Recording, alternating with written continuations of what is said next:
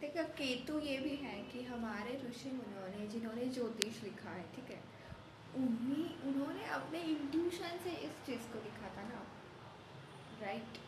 तो at that moment उन्हें ऐसा लगा कि ग्रह ऐसे होते हैं, उनको हमें किसी पेज पे उतारना चाहिए, हमें क्या लग रहा है। तो वो उनका उन्हें किसने ज्ञान दिया? उन्हें सबसे पहले, सबसे फर्स्ट जो ज्योतिष जो भी हम कहते हैं हमारे ऋषि मुनि ने लिखा होता, तो उन्होंने कैसे लिखा? तो वही केतु है कि उन्होंने अपने अंतर्ज्ञान से, है ना, तो वो केतु उन्होंने अपने इंट्यूशन से वो चीज़ लिखी है कि उन्हें इंट्यूशन था, एंड उसी वजह से उन्होंने वो बुक्स लिखी, और हम उसे पढ़ते हैं, उसे फॉलो करते हैं, ऑब्वियसली फॉलो करना है हमें।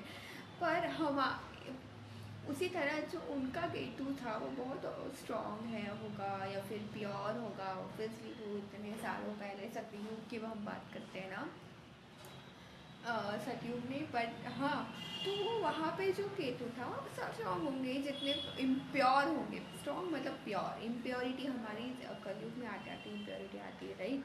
सभी चीज़ों में इम्प्योरिटी आ जाती है, तो उसी तरह तत्वों में इम्प्योरिटी आ जाती है। हमारा जल तत्व, एयर पॉल्यूशन ही पॉल्यूशन हो रहा है ना, उसी तरह जो उनके प्लैनेट्स हैं वो प्योर थे, स्ट्रॉन्ग थे, हाईएस्ट लेवल के थे।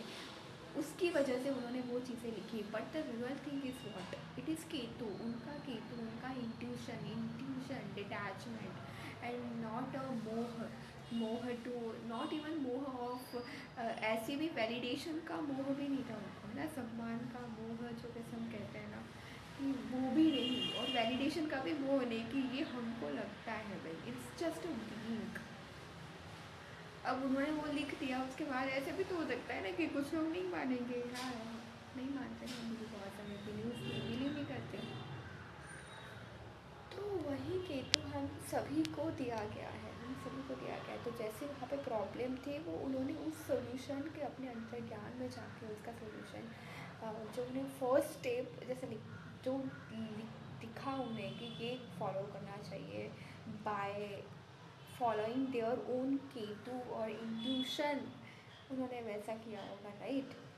और वही केतु हम सभी में भी होता है, पर हम क्या कहते हैं, हम बाहरी लोगों को की वैलिडेशन मांग रहे होते हैं हमारी इंटरनल प्रॉब्लम्स की वजह से, and that is where we are doing the one thing, and we are not even, हमारे अंदर की जो बात है ना, इंट्यूशन हमारा जो केतु हमें कह रहा है, हम उसकी सुनते भी नहीं है, उसे देखते भी नहीं है, हम उसे सुनना ही नहीं चाहते हैं। तो आपका जो केतु होगा ना, उस आपका जो प्रॉब्लम होगा ना, उसकी सॉल्यूशन आपके केतु के पास डेफिनेटली है, अगर वो ज़्यादा अफेक्टेड नहीं है और इम्प्योर नहीं है तो। Okay, so follow your Ketu is the biggest remedy.